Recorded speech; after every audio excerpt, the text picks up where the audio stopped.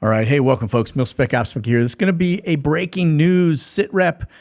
We will still have our sit rep this evening at 6 p.m., so make sure you tune into that. But while we were in the process of recording that show, this breaking news happened, and we're just getting our hands around the data now. This is going to be ongoing because there's a lot of speculation as to whether or not this was real in terms of did the head of the Wagner group just get taken out? And was it a missile defense system that did it, or was it a bomb on board? We don't know. But check this out. We'll kind of get over here. This is the aircraft in question. As you get into kind of the details of it all, keep in mind that they were supposedly coming back from Mali, West Africa. Remember, we've just had a coup that took over in Niger, and that the Wagner group was in there working with those guys. So that does kind of put them in to that region, as well as coming back to the area. Now, they supposedly, again, there was a second jet that was right behind that aircraft that was also owned by Prigozhin that landed in Moscow shortly after that plane was downed. And now there are a lot of bloggers that believe that he did actually fake his death, but that is just speculation again. Now, also, Russian state media and the Wagner group have both confirmed that he has died, perished in this aircraft accident, as they call it, unfortunate accident. But then also, check this out on Telegram. This is what gets really interesting, is that there are groups linked to the Wagner group that says this is not the end and the Kremlin will be captured. It says the assassination of Prigozhin would have catastrophic consequences. The people who gave the order do not understand the mood in the army and the morale at all. So that is coming from the folks that are pro-Wagner in the region.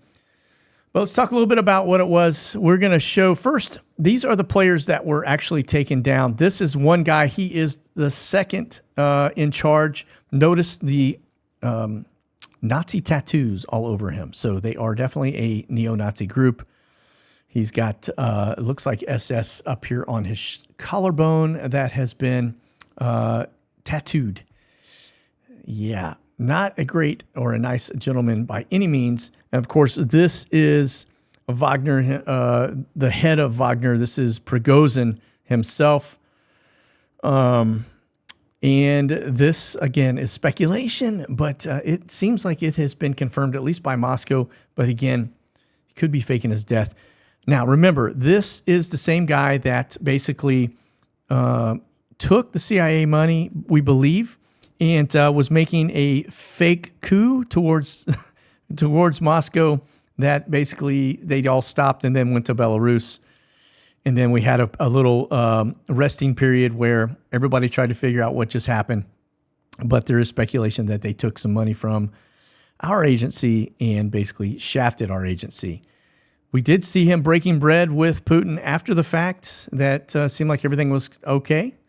So pay attention to this, because if indeed it was a Russian missile defense system that popped that aircraft out of the sky, then that would appear that maybe Putin did basically take him out. Now, that's the first piece. The second piece is, if it was not a Russian asset that took it out, then maybe somebody from our agency just found a way to put something in a briefcase with some money and gave him a nice little party package, so to speak. You just can't tell. But nonetheless, let's look at the aircraft data as always. If you get into the plane details, notice here, now this is, I'll come back with some Skyglass data once I've had a chance to kind of investigate it and pull it in. But notice this is the aircraft as it is basically in flight, and then see the trajectory. You'll see the orange line, the blue lines below. One is ground speed, which goes basically straight down, actually altitude and ground speed. So you can see when you see the two lines terminate and one go down, that is a good indicator. The reason you don't see the blue line, it's because that is going up more than likely. So nonetheless, this is a good indication graph that would show that an aircraft did actually go down. Now, was he on it or not? That's the million-dollar question, but this is the aircraft details, okay? So back over here, let's take a quick gander Again, this is, notice the cowling on this and the color of the cowling. We'll go over to some of the other video, and you'll see there is a confirmation of that cowling and the front silver on the engine cowl. So that would be an indicator that this is indeed the aircraft that is pictured on the ground. And then, of course, we've got this. If you haven't seen this yet, this is, I will tell you, it's not the way you want to go. It's one of the reasons why I don't fly anymore, because this is a horrible, horrible way to perish.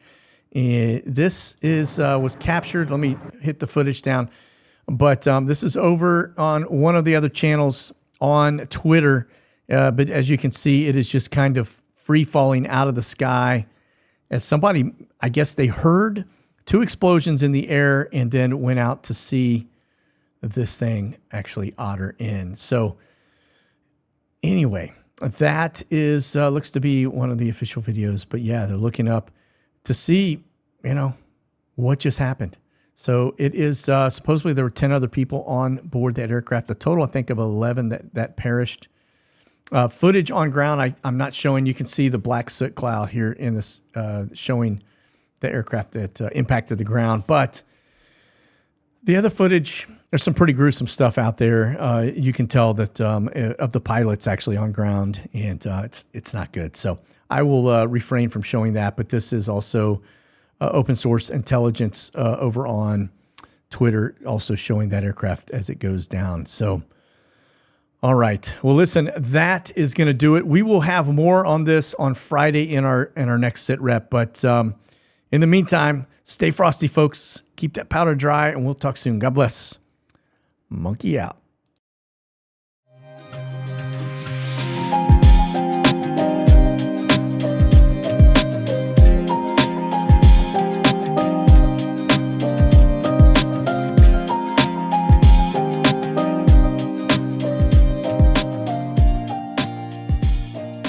Thanks for watching, folks. Check out the latest gear and products over at monkeywerxus.com.